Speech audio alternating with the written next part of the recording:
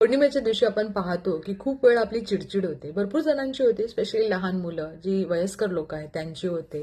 आणि जे डिप्रेशनमध्ये आहेत त्यांना अतिशय मानसिक त्रास होतो. काही जण आजारी पडतात. आता काही गोष्टी जर पौर्णिमेच्या दिवशी केल्या तर नक्कीच फरक पडतो. पहिल्यांदा तर पौर्णिमेच्या दिवशी ऑरा क्लिनिंग करणं पण चांगलं असतं.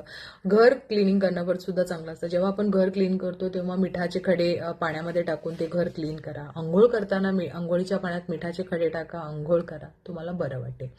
दुसरी गोष्ट, जर खूप त्रास होतोय, चिडचिड होतीये, तर ओम नमः शिवायचा जप 108 वेळा दिवसातून 3 वेळा तरी शांतपणे करा, तुम्हाला फरक पडेल.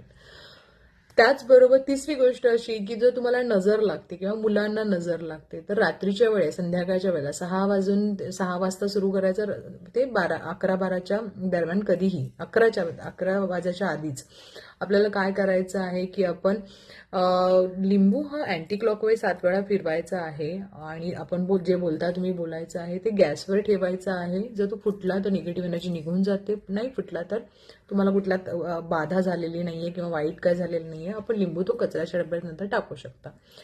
त्याचबरोबर मून वॉटर तुम्हाला करायचं आहे. आता मून वॉटर कसं करायचं? काचेचं भांडं, ग्लास काही असेल ते घ्या, त्याला अफर्मेशन द्या की I am attract positive energy, I am attract healthy, happy, luxurious life असं म्हणा आणि ते वॉटर रात्रभर मून लाईटमध्ये ठेवा आणि दुसऱ्या दिवशी यूज करा.